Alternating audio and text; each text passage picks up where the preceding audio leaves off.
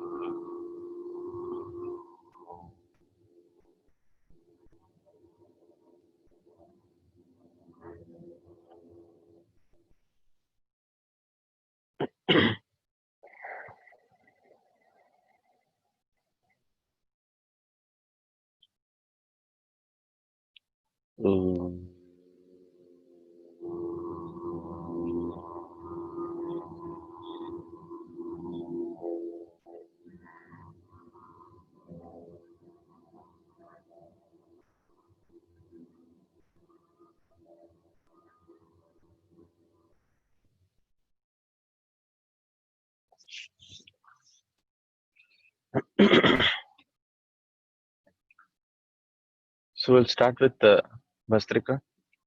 To 20 strokes of Bhastrika. Bhastrika is inhale, forceful inhale, forceful exhale.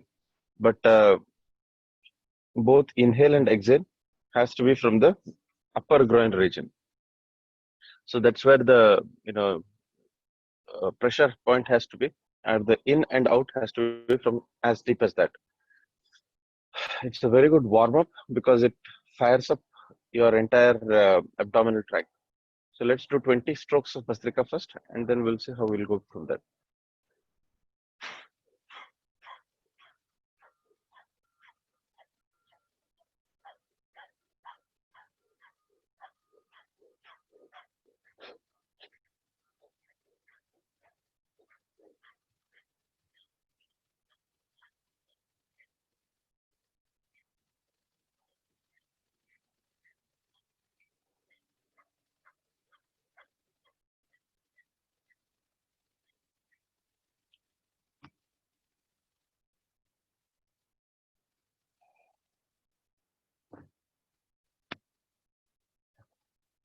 We'll do one more round of Bhastrika, and then we'll go for a Kriya Yoga.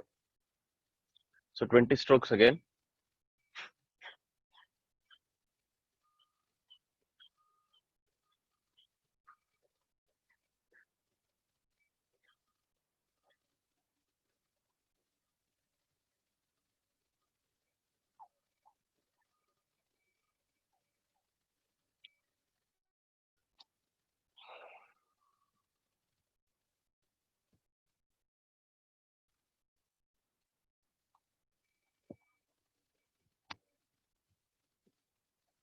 Next, we'll do a Kriya where we'll do a Kapalbhati, not Bhastrika. It's a forceful exhalation. But while we are doing forceful exhalation, we'll try and keep at least one bandha in place. Default, it's said that for doing any of these breathing practices, Mula Bandha is a default bandha, but most of us don't do it. Even I don't do it. So let's try to do Mula Bandha first, and then in Mula Bandha, while we have held the bottom, hold it up, there we do the Kapalbhati. So it's a conflicting statement because oxymoron, because Bandha is only done when you have a breathless, when your body is without breath. But Kapalbhati is the movement of the breath. But we'll take the action part of that Bandha and then pull the lower digestive tract up and then do the Kapalbhati. That's the first part we will do, and we'll see how it goes from there. So completely exhale and get into the bandha. Once you got into the bandha, then slowly start the Kapalbhati. Again, we'll do 20 strokes of Kapalbhati with uh, the bandha in it. Completely exhale.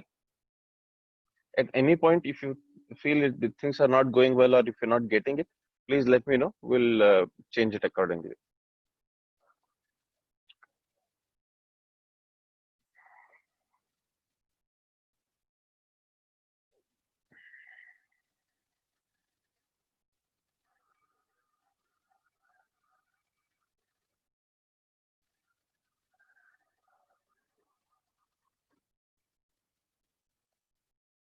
Get into the Mula Bandha.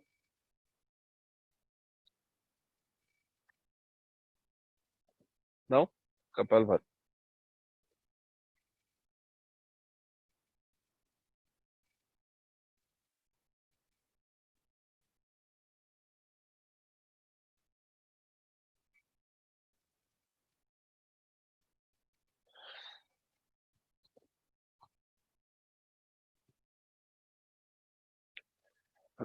This is not one of the standard practices of Kapalbhati documented, but I was watching a documentary of one of the yoga gurus back in India, and he was trying to do variations in Mulbandha itself, and Kapalbhati was one of the variations. And he has a lot of other breathing practices variation in Mulabandha. So I thought we'll try this. And what he suggested was doing variations in Mulabandha gives you that extra concentration because what happens in Mulabandha is you are pulling your breath up or you're sucking it up. So the blood supply goes down. So your brain gets more blood supply. So your brain automatically rejuvenates. So it is better to do all of these breathing practices in Moola so that the blood is optimally utilized. We'll do one more round of Kapalbhati again, but this time a regular Kapalbhati with no bandha. Hands can be in any mudra or just placed.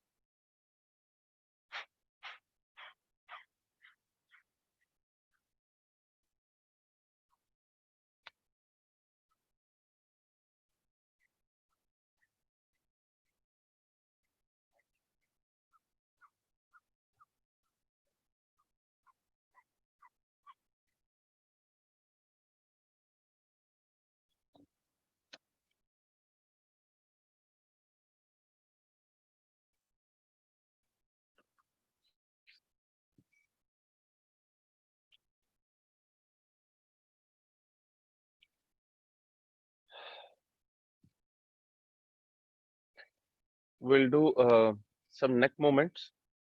Again, breathing practices. First 10-15 minutes we'll spend in the breathing practice, and then we'll go to the asana part. So neck rotation, clockwise 3 times, anti-clockwise 3 times. So let's do it very slow so that we stretch each part of our neck. But when we go up, breathe in, and when we go down, breathe out. So that gives us enough time to rotate the neck. So we'll start from the bottom, raise up, breathe in, raise down, breathe out. Okay.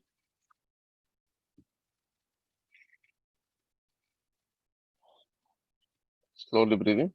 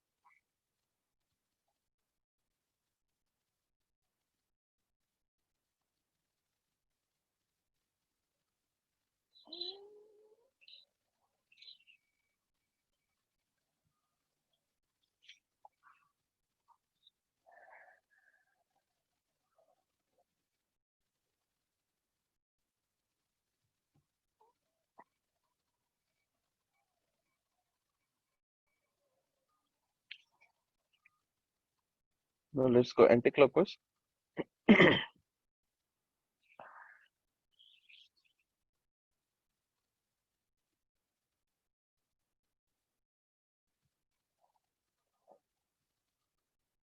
Feel that stretch in your neck. That stretch in your neck extends all the way to your shoulders and the lower back. So get the most stretch possible.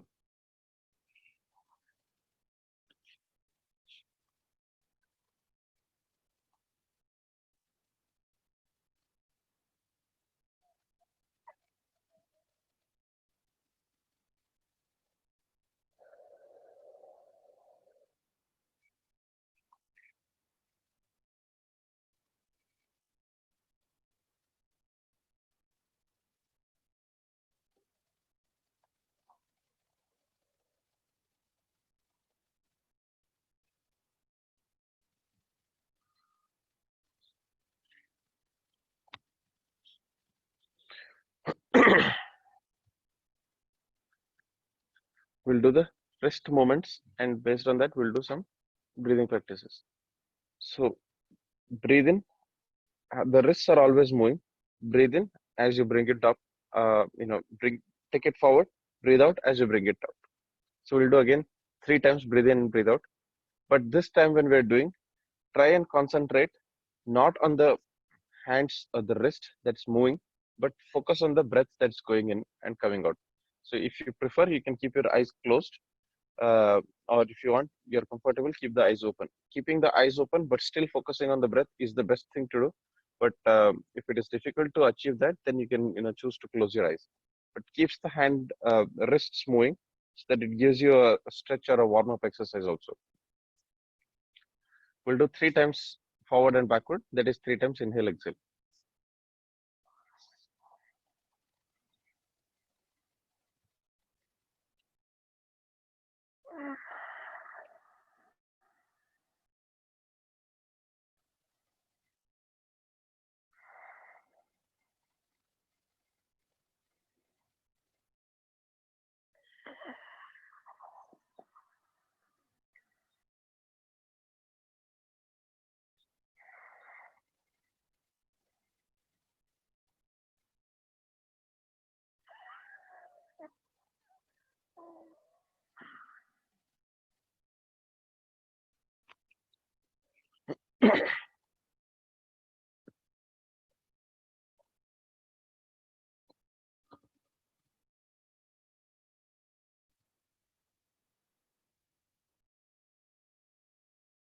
So we'll do the same asana again, the same breathing practice with the hands movement. This is a very good breathing practice, but we will bring a concept of, we did Puraka and Rechaka. Puraka is inhale and Rechaka is exit. But what we'll add is, we'll add the concept of Kumbhaka. So there are two types of Kumbhaka, Bahya Kumbhaka and Antara Kumbhaka. So what it means is, Kumbhaka is breathlessness, or no breathing. The action of breathing stops there. The action of breathing is air going in and air coming out. So that's the action of breathing, um, and that's where your respiratory, your lungs get exercised, or they are being utilized. But Kumbhaka is the lack of movement of air. So either air can be stuck inside or it can be outside. So that's where the Antar and Bahar comes in. So what we'll do is, using this asana itself, we will do a Antar Kumbhaka. Hold here and then get the complete stretch. This stretch is needed because a lot of us use the laptops, and if you're not using mouse and if you're using the keypad of the laptop, this muscle starts paining. So these exercises are very much essential for us. And even if you're using mouse with a proper table chair setup, uh, this muscle definitely pains because of the kind of exercise we are working for. I don't think we are working for 8 hours these days. Unfortunately, we are working for 10 hours or plus. So exercising wrist definitely helps. So we'll do Kumbhaka here, and then when we come, we'll do Kumbhaka here. So that's where the Antar Kumbhaka and Bahya Kumbhaka comes in. So we'll do a complete cycle of any breathing. It's Puraka, Rechaka, Antar Kumbhaka, Bahya Kumbhaka. We'll do it again 3 times, 3 complete sets, and then stop. So there is no set speed limit for doing this exercise. So if you feel that I'm going a little faster, let me know. But if I'm going slower, it is always good, because the more you breathe in and breathe out, the good it is. So if you feel that I've done, but you're not done, please let me know. So we'll start with inhale, start with no breath. So completely exhale and then inhale and then hold it, exhale and again no breath. Any questions, or are we good with this? So both kumbhakas that you're saying is breathlessness only, right? No, no, no. Kumbhaka is not breathlessness. Kumbhaka is action of breathing doesn't happen. Action of breathing, No, I Bahya mean, yeah. So I finished breathing in and out, and then at that point, I don't feel like breathing anymore. That is kumbhaka, right? No, no, no. Kumbhaka is air is not moving. So Okay. in Puraka and Rechaka, what happens is air goes up and comes out. So that is Kumbhaka is air is stuck in, that is Kumbhaka, and or air is stuck out. So when air is stuck out, your body doesn't have, your respiratory tract doesn't have air in it. Or when you have inhaled and kept the air inside, that is also Kumbhaka. So these are the two types of Kumbhaka. Okay, that's what two types you said. Two types, Bahya and Antar. Bahya is air is out, Antar is air is in. So where Okay. is the air contained? Hold it. Okay. Hold it, correct. The air is not moving. Thank you. Okay. So we'll do 3 times in and out and hold. We'll add it with some wrist movements so that the wrists also get exercised. And focus, try to keep it on the air going in and out. But when you're Kumbhaka state, that means hold no focus, which is, I don't think any of us are at that stage where we can completely take the focus out. But try to keep the focus inside.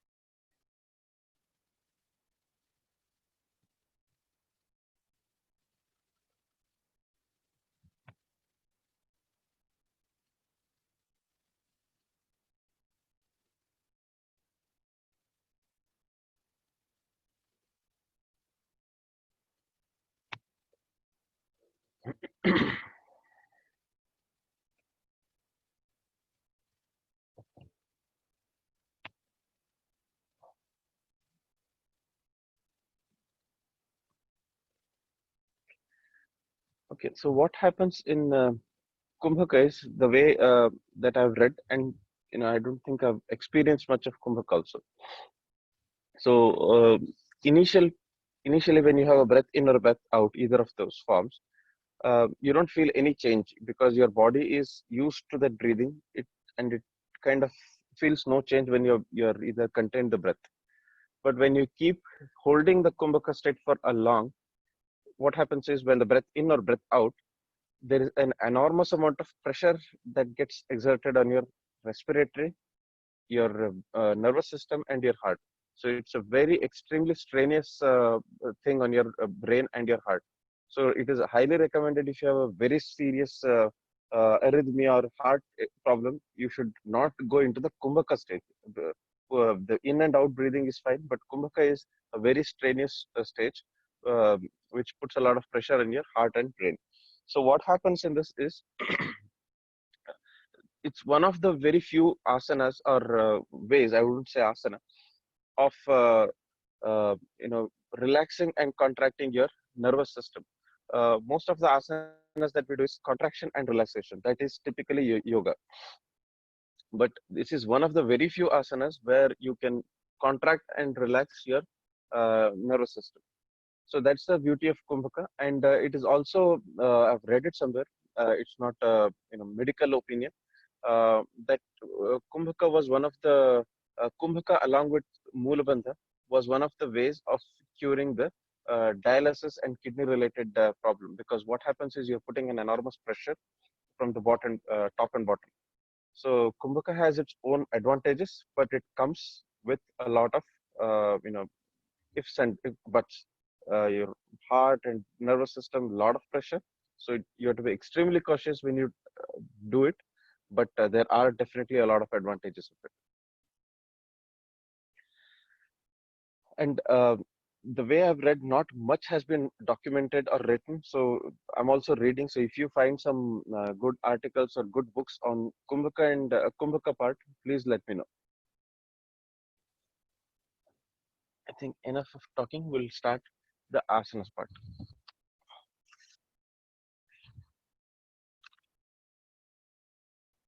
So we'll do Marjarasana to stretch the muscle, and then we'll go with Vyagrasana and Shalabhasana. So Marjarasana, as most of us know, it is a dual exercise. So in the tabletop position, knee is hip distance out. Keep the body straight, and then push your lower hip down. Hips down, and then look up as you inhale. Exhale and pull your back up. Chin goes to the chest.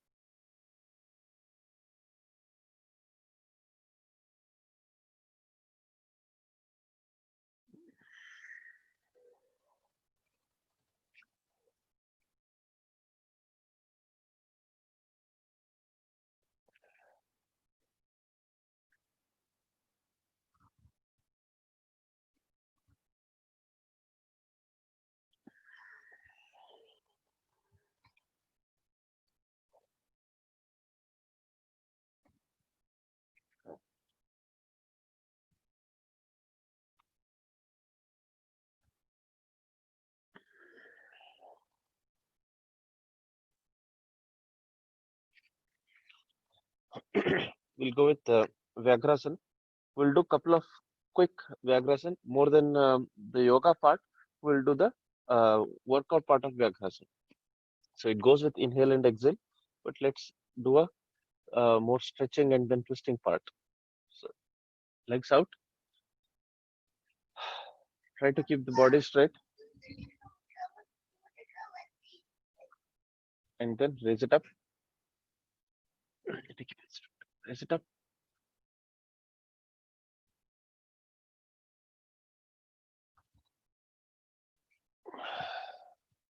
For only, I'm assuming I'm doing it for the right leg. For whatever leg you're doing, we'll do it a couple of times faster. Get the stretch. The intent is to get the stretch.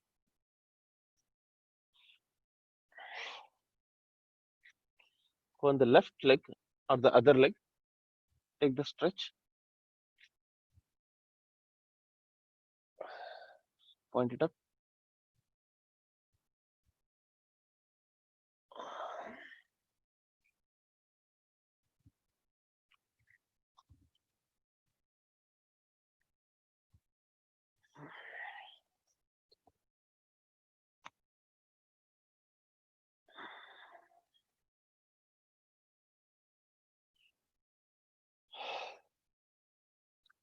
We'll start with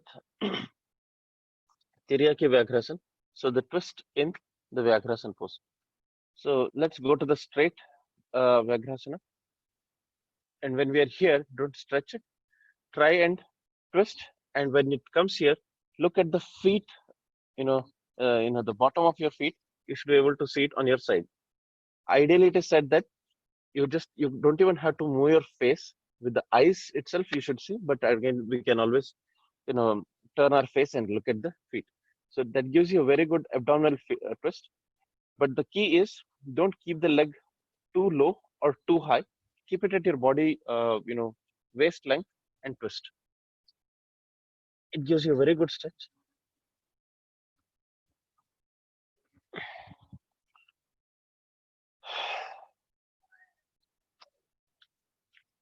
Stretch.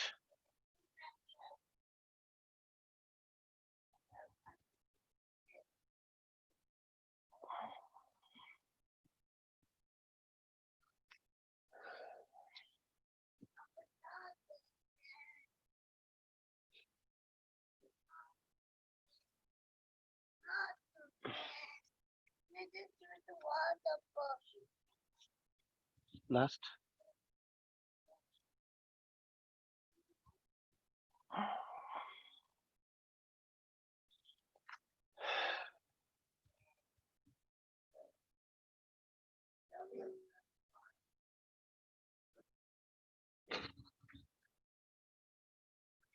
We'll do the Shalabhasana next. So we'll do Ardha Shalabhasana. The complete Shalabhasana, both the legs being lifted. And then we'll do the Salamba Shalabhasana on both the feet. And in the Salamba Shalabhasana, we'll also do the twisting part, the Tiryaki Shalamba Shalabhasana. So we'll do a combination of this entire Shalabhasana series.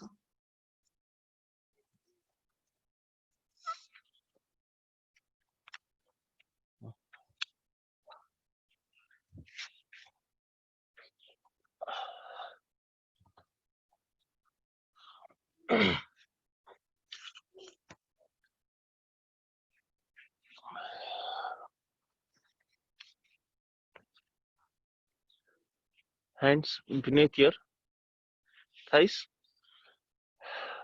comfortably placed. Body is relaxed.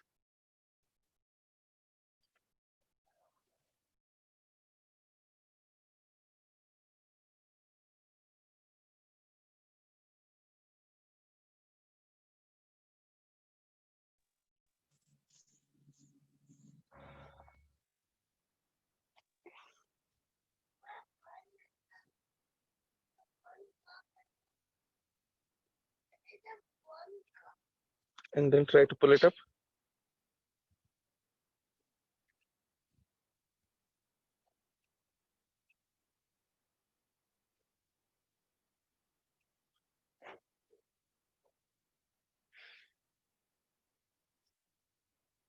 Do the other leg.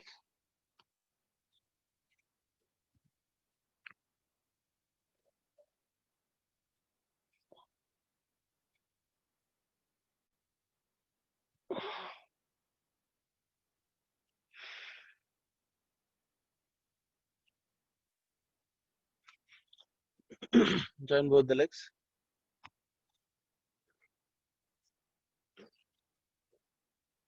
And then do the Purana Shalabhasana.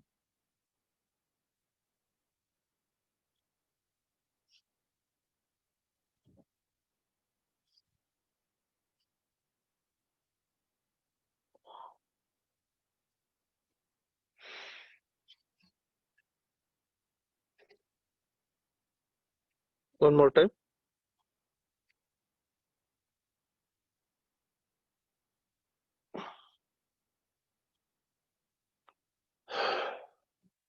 Next, we'll go with Shalamba Salabhasan. That is a supported Shalabhasan. Support your knees with the other feet. So let's go into Asan. It's a great stretch.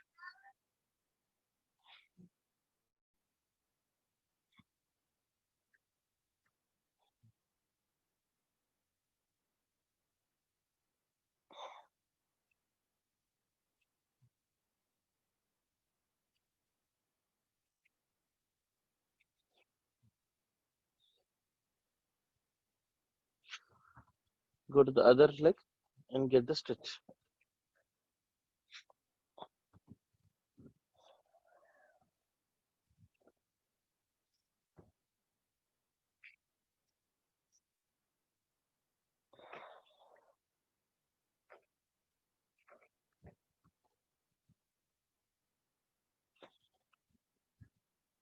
Next, in the Shalabhasan series, we'll do the Triyaki Shalabhasan. So we'll do it from on the both the legs, right and left. So go to the Shalabhasan and again twist from your waist. Keep the knees straight.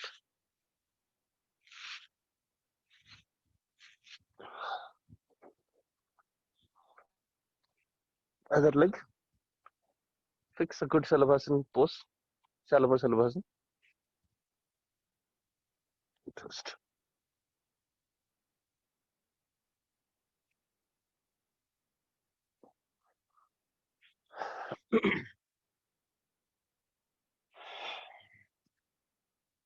This variation in Shalabhasan gives a very good twist to the body. So it gives you a Shalabhasan gives you a lower back exercise. At the same time, these variations gives you a stretch.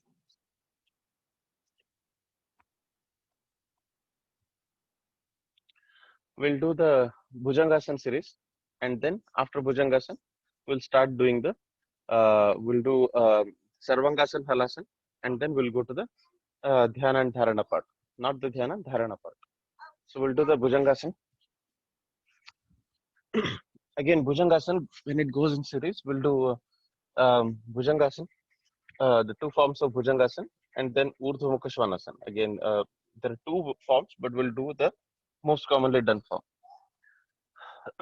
So toes together, that's the first part of Bhujangasan.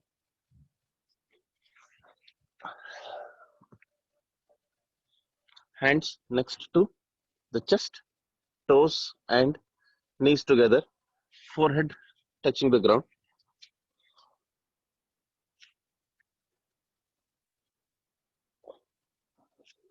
Hands next to the chest, and then slowly inhale and raise up and regular breathing. Don't put pressure on the hands, keep the hands light.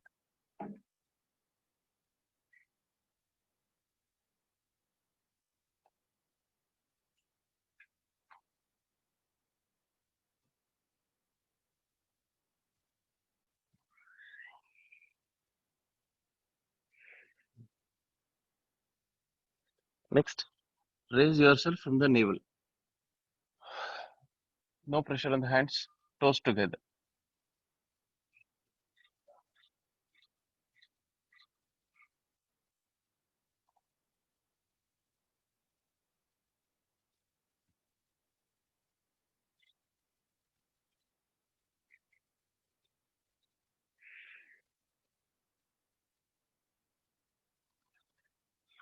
We'll next go to Urdhva Mukha Svanasana. So raise your hands, and take your hands a little lower, and then raise from the navel. Pressure on the hands this time, and then make the hands straight, toes together, looking straight.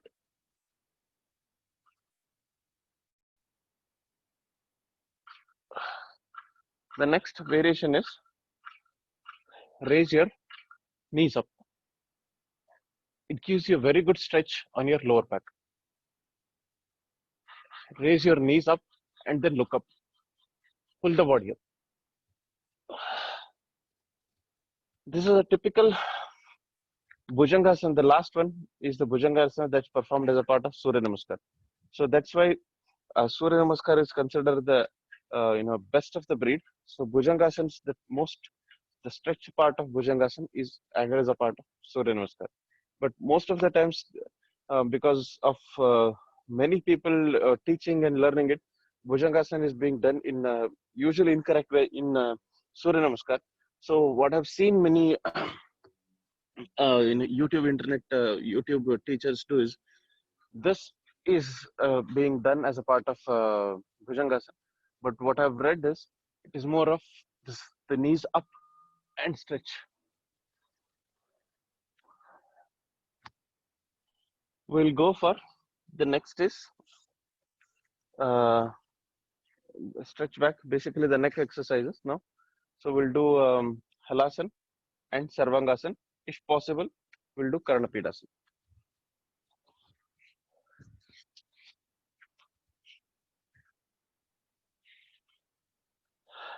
Sarvangasana is raising it up. Halasana is all the way down, but keep the hands forward. And Karnapidasana is your knees go and touch your ears.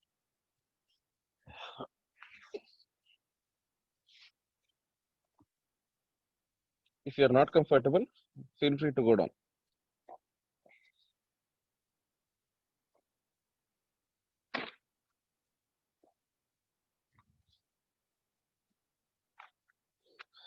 Halasana.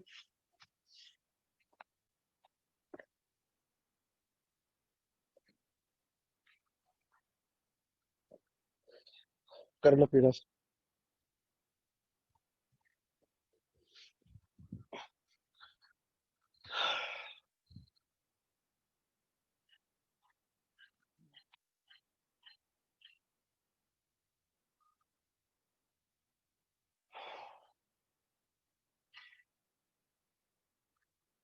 All of these exercises open the neck up. Before we start doing dharana, as a preparatory exercises, let's do the Baddha Konasana. It's one of the toughest asanas. Pull your legs, pull your feet all the way inside and sit straight.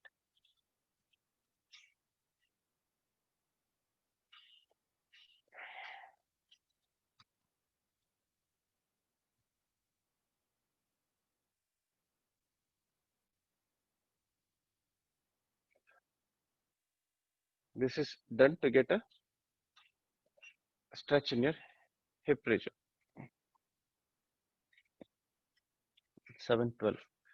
So we'll start with Dharana Yoga. So Dharana is again one of the forms of Ashtanga Yoga. The 8 parts of Ashtanga Yoga is, first is Yama, Niyama. I'm asking my son if he remembers it. Pratyahara, Asana, Pranayam, Dharana, Dhyana, and Samadhi. Okay. So Yama Niyama Pratyahara is more of behavioral yoga, behavioral and then environment, keeping how we keep ourselves. That's the part of yoga. Asana is what we have done. Pranayama is, we started with variations in pranayama. Now we'll go all the way up, but we will not be going beyond dharana. We'll try to get into dharana. So the aim of yoga is to get into samadhi. Samadhi is the aim of yoga. What is samadhi? Santosha. That's the final goal of yoga. So to go into samadhi, the environment should be clean, the body and mind should be clean. So that's why we do all this asanas. And then to control your mind, we use a breath as a weapon to control the mind. That's where we do the pranayam. And then when the body is completely fit to do, then go into the samadhi. That's when we start working towards samadhi. Samadhi is absolute zero thought. There's nothing that goes into the mind. Uh, but what it's very difficult, or it's probably impossible for a normal humans to get in there and come back out. So the next form of it is dhyana. Dhyana is going on a point object, you know, on a dot, and then focusing on a thought. A lot of schools like Raj Yoga from Mount Abu, what they do is they have a bulb and they have a dot inside the bulb, and they are, the focus of the bulb. So that's again one of the ways of getting into dhyana. Or you can put a diya and then focus on the tip of the diya. So all of these, there are multiple ways of going into dhyana. But again, dhyana is only on that point, which is also very difficult, because to sustain your mind on that point is extremely difficult. So the next simpler way of doing is get your focus on something which is a little more easier to focus on, as in which has a pattern, as in a moving or a picture, or anything that is happening, and you're trying to get your mind cling to it. So that is dharana. So we'll talk today about dharana. So when we hear that in Ramayana and Mahabharata, a lot of rishis and all these great warriors did a lot of tapasya and then got those weapons. They were able to did Shiva tapasya, someone did Vishnu tapasya. So what it means is they were doing dhyana or dharana based on that form of, or that energy form. Vishnu is an energy form, Shiva is an energy form. So they were doing their dhyana or dharana based on that form. And when you do dhyana or dharana based on one form, it opens your mind up. So it enlightens you. So that is the enlightenment, and that is the tapo shakti, what it's called as. So tapas is basically ideally samadhi, but at least dhyana or dharana. So again, coming into dharana, uh, dhyana, dharana, and samadhi, not much. The basic definition is it's there all over internet. You can pick any book and read it on yoga. You will get the definition and basic stuff on dhyana, dharana, and samadhi. But more details, not much has been documented. So I had I've read a couple of books and then listened to a lot of video lectures, read a lot of blogs. So it's all internet curated information that I'm giving. Uh, Dharana is focusing or clinging. It's you're making your mind go and sit, or you're taking that action on your mind. So that is dharana. So because mind keeps moving, what you're doing is you're bringing your mind and trying to stick it back on your dharana object. So that's the part of dharana. Now, again, if we come in dharana, there are two types of dharana: antardharana and bahya dharana. Again, the same thing. Antardharana is uh, dharana or fixing your mind on something which is inside, and bahya dharana is something which is outside. Again, there are a couple of more combinations. The dharana on a moving object and dharana on a fixed object. So there are different ways of bifurcating dharana based on which school or which school of thought we go on. So let's take this moving and fixed, and then we'll look at these definitions and perform a couple of dharanas. So moving and fixed is focus on something which is fixed, like a picture. You can take a picture of a god, or you can take something which is picture which is not moving, which is not real, or and then focus on that. So what people do is, typically when we go to a temple, that's where we are expected to do the dharana in the temple, that we are a murti which is not moving, which is fixed. You start clinging yourself into that murti, or bring that murti onto you and bring that energy form into you. That is dharana. So we are expected to go to a temple and do the dharana, ideally dhyana, but if not dharana, at least we should be doing. And to support that dharana, that is where you have arti coming in, where light moves only around that murti. So your focus is very clear. And then also you have the ghantanad coming in. That gives you, if you have heard a very proper bell, it creates a lot of vibrations that lets you focus. So all of this arti and then the bells help you do the dharana. These are the tools that are there in the temple that help you engage with the God's murti. So that is the temple part of it. So that is the fixed object dharana. And now the second part is moving object dharana. Moving object is not a physical movement, because physical movement, it's a very lot of distracting to see a object moving and then focusing on it. But what is moving dharana is, there's a lot of movements within our body itself. Like the blood is flowing, your air is flowing. At least these two is what I can think of. Um, so focus on your, pretend that you have a your blood is flowing from the bottom, from your heart to the brain, and brain back to the heart. So this entire process of your blood going up, I mean, blood flows extremely fast. I mean, we obviously know that, based on your the pressure of the heart. But pretend, imagine at a particular pace, the blood glows up, and it is supplying blood to your brain, and then bringing the impure blood back to your heart. So this is again an imaginary process. I mean, there is a process which happens, but the pace at which we are trying to focus on is imaginary. So keep focusing on that. That's one dharana. Other dharana is, while we are doing pranayam, we bring the breathing. So we try to focus on the breath. When we are doing samadhi or shavasana, we focus on the breath.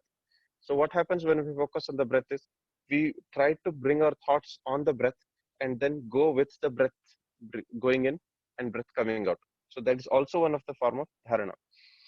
So this is bahya dharana, looking at a fixed dharana on a fixed object. That is what we do in the temples, or anything that is fixed. And antar dharana is, or moving dharana is, all of these moving objects.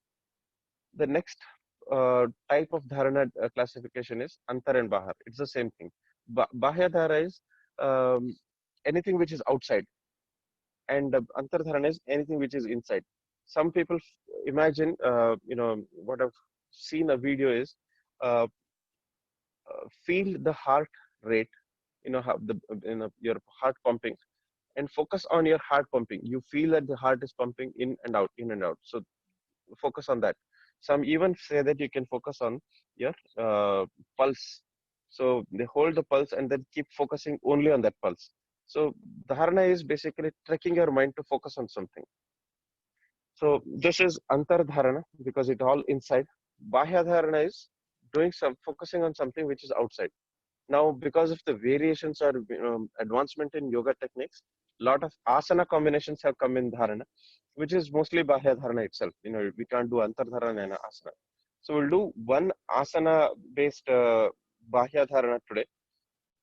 If you're not comfortable in that asana, you can always choose to come down and sit in any asana.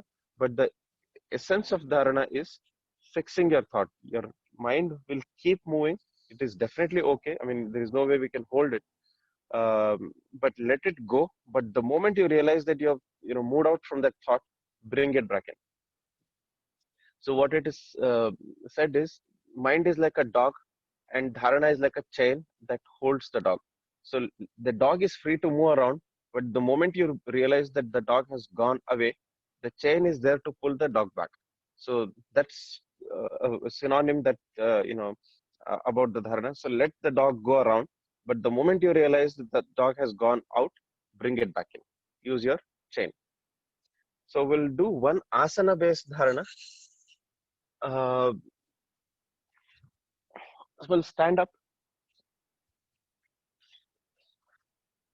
Okay, let's do simpler asana. So again, we'll sit down.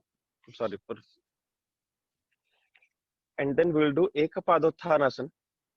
We'll go into the asana. If you're not comfortable there, then you can just raise it here. But if you're very much comfortable, raise it all the way up.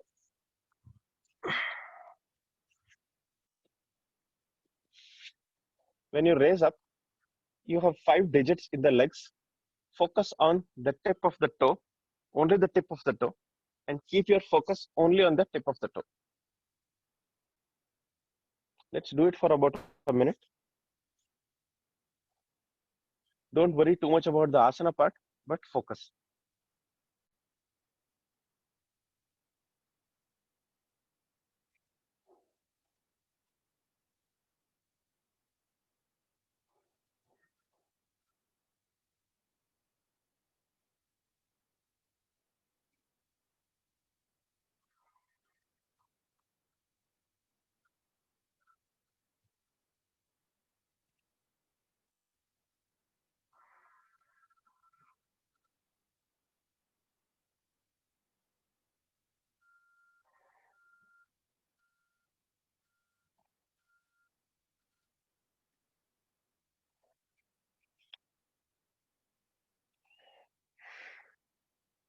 Bring it back.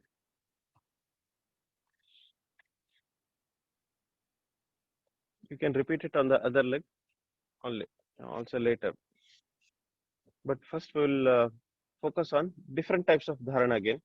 What is the advantage, or for us, what is the advantage of dharana is, unless you're going into a physical dharana like this, if you're doing sitting in a room and doing a dharana, you don't need a light to do the dharana. So preferably keep the light off or keep it a very low light, comfortable atmosphere. What happens is, if you have a Fitbit or any measuring app, you can see that the heart rate drops because your mind is focused on one thing. So your heart doesn't need to pump so hard. And then you feel that calmness in your mind. So dharana is helpful to bring that calmness in the mind. So let's close our eyes. Any mudra is fine.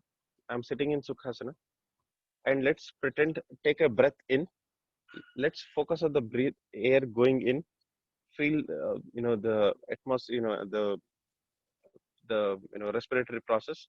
Air is getting filtered through your nostrils, and then a clean air goes into your windpipe, and then goes all the way in. And then there is lungs where it expands. Both the lungs, air splits and goes into the lungs. There's a lot of uh, cleaning that happens in your alveoli, and each alveoli pushes impure air out, and then the impure air gets branched out, and then you throw it out. So this is a very long process. That's why slow breathing helps, because slow breathing lets your alveoli function more effectively. They get more time to clean the air. So air is being optimally utilized if you breathe slow. That's the advantage of slow breathing. So we will focus on the air going and imagine what is happening inside our body. We'll do it for about a couple of minutes, irrespective of how many breaths we take. So there is no count. I will not be talking because I also want to perform the dharana. So whenever I think 2 minutes is done, I will say Om, and then we can break out from there. No need for the back to be straight also. Keep yourself comfortable. It's all in the mind.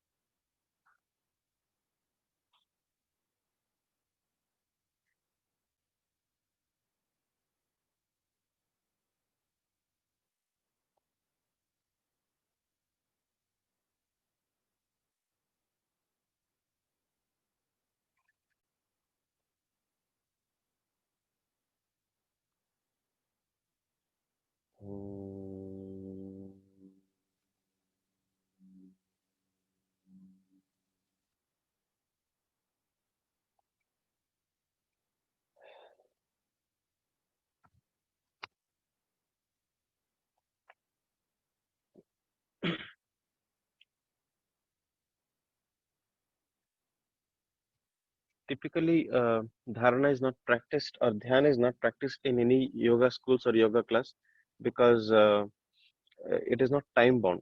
Asanas can be done in a time bound and demonstrated pattern. There is not. Hello.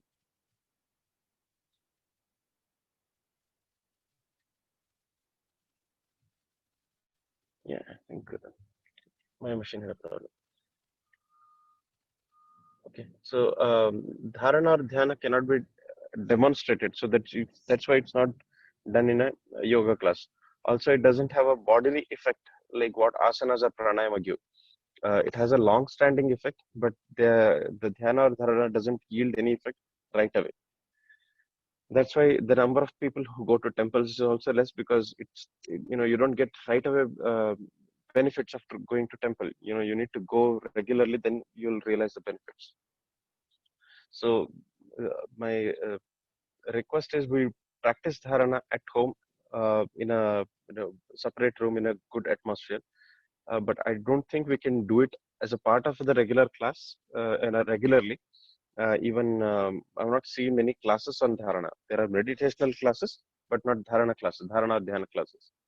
So it's something for us to do, practice our sadhana.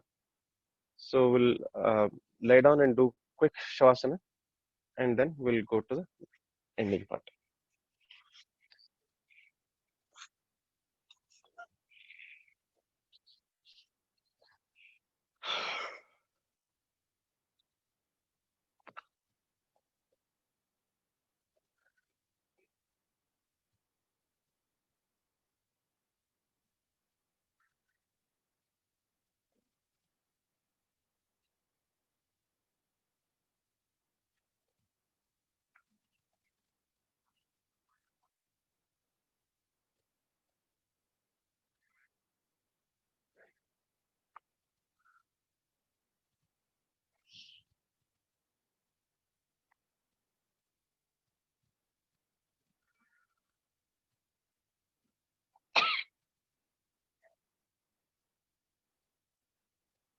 Completely relax.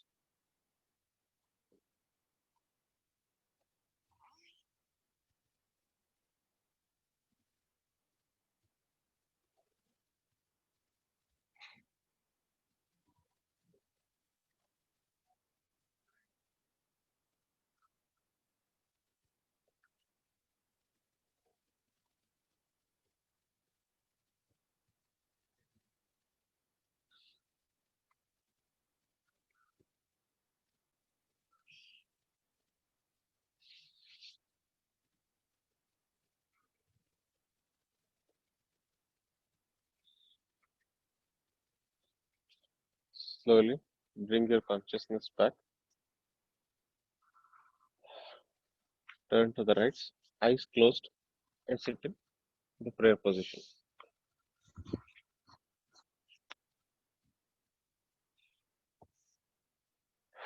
We'll do the Sarve Bhavantu Sukhina together.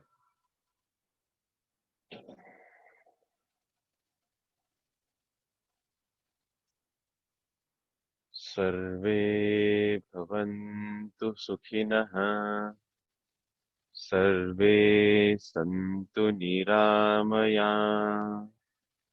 Sarve Bhadrani Pashyantu. Ma Kaschit Dukha Bhag Bhavet. Om Shanti Shanti Shanti.